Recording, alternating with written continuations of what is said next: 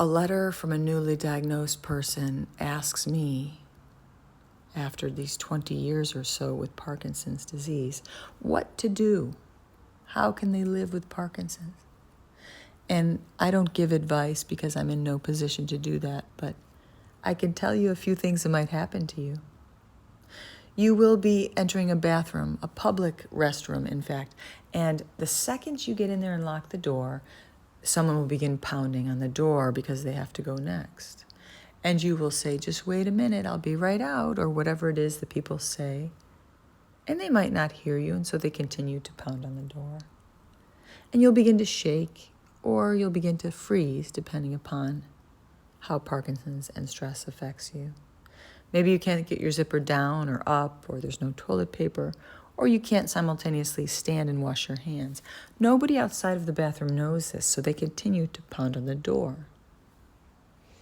By the time you leave the public restroom, the entire line of people standing outside are glaring at you, mumbling drunk lady or old person or jerk or whatever it is people say when they have to pee and they're mad that you've inconvenienced them.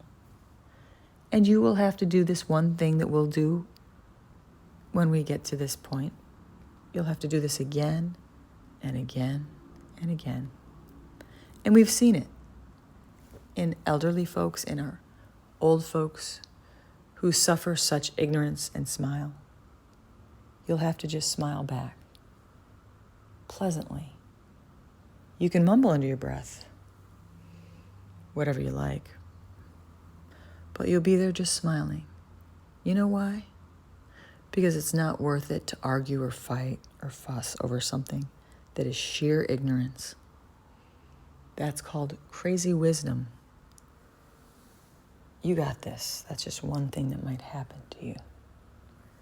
Put that template on any scenario and expect it. Expect ignorance. Expect persecution of some sort. Expect bullying. Expect abandonment. People will abandon you. And I've said this before, and here it goes again. When your friends and family pull away and you feel more isolated, that is about their relationship to disease and illness and pain, and it has nothing to do with you. It hurts. Oh, it sure hurts. That has to do with you. I'm in pain even now thinking about some of my past relationships that got really screwed up. And I take personal responsibility for my part in any of that. But there's a time when I was texting, for example, that I wasn't making any sense. I was on massive loads of all kinds of meds. And a person who I thought was one of my very closest friends copy and pasted my texts to various people out of context. That hurt. That wasn't cool. But they were ashamed and hurt themselves, and that's just what people do when they're hurt. If they don't pause and think about the bigger picture and remember it's not personal. How can I be mad at someone for not knowing what to do with their own hurt? So that's a question you can ask yourself if you're newly diagnosed.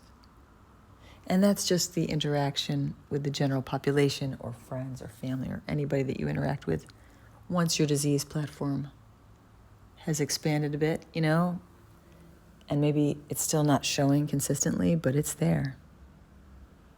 Oh, it's there. So when that starts to happen, contact me, please. And when you are feeling alone, remember that you are not.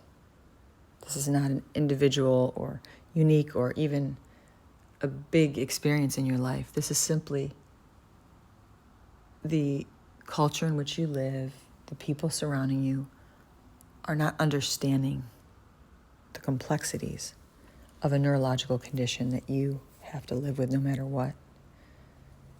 And once again, that's not their job, and they can't possibly be held accountable to understand.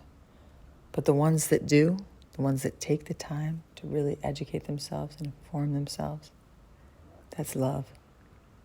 That means they care about you. Care about them back. Listen to them. Find out what they need. In other words, if you want love, love someone else. Remember that we're not disconnected. And when all else fails, most of the problems on this planet could be solved if two people, one-on-one, sat across from each other and broke bread. Talk about what food you like. You know? It's such a simple idea.